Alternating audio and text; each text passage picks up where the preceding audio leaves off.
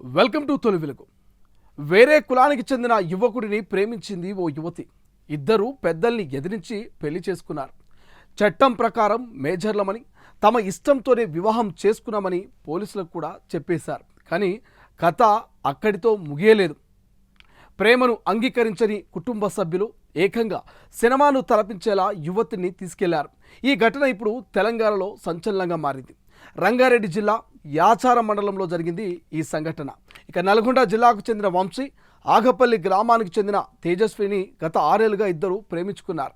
కుటుంబ సభ్యులు ఒప్పుకోకపోవడంతో ఈ ఏడాది ఏప్రిల్ 4న ఆలయంలో పెళ్లి చేసుకున్నారు. ఆ తర్వాత కూడా తమకు ఎలాంటి ఒత్తిళ్లు రావద్దని పోలీస్ స్టేషన్లో స్టేట్మెంట్ ఇచ్చారు. అయితే ఇటీవల పరిస్థితి ఒక్కసారిగా మారిపోయింది. తేజస్విని కుటుంబ సభ్యులు, బంధువులు కలిసి 3 కార్లలో వచ్చారు. వంశీ కుటుంబ సభ్యులపై దాడి చేశారు. తేజస్విని బలవంతంగా కారులో ఎక్కించుకొని తీసుకెళ్లిపోయారు. అయితే భార్యను కళ్ళ ముందే తీసుకెళ్లడం చూసిన వంశీ తీవ్ర ఆవేదనకు గురయ్యాడు.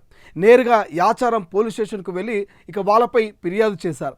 అయితే వెంటనే స్పందన రాలేదని భావించిన వంశీ పోలీస్ స్టేషన్ ముందే తన ఒంటిపై పెట్రోల్ పోసుకొని ప్రాణాలు తీసుకునేందుకు ప్రయత్నించాడు.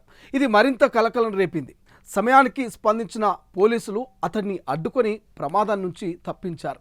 ఈ ఘటనలో వరుడి కుటుంబ సభ్యులు గాయపడ్డారు. బాధిత కుటుంబ సభ్యులు ఆగ్రహంతో రోడెక్కారు. కిడ్నాప్ అయిన తేజస్విని వెంటనే వెతికి తీసుకురావాలంటూ డిమాండ్ చేశారు.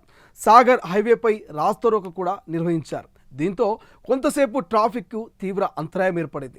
పోలీసులు న్యాయం చేస్తామని హామీ ఇవ్వడంతో ఆందోళన విరమించారు. ఈ కేసులో పోలీసులు దర్యాప్తు కూడా ప్రారంభించారు. అయితే యువతి ఆచూకీ కోసం ప్రత్యేక బృందాల్ని కూడా రంగంలోకి దించారు.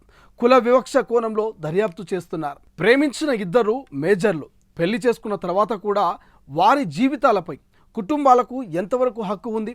కులం, పరువు పేరుతో యువతి యువకుల నిర్ణయాలను అడ్డుకోవడం ఎక్కడి వరకు సమంజసం?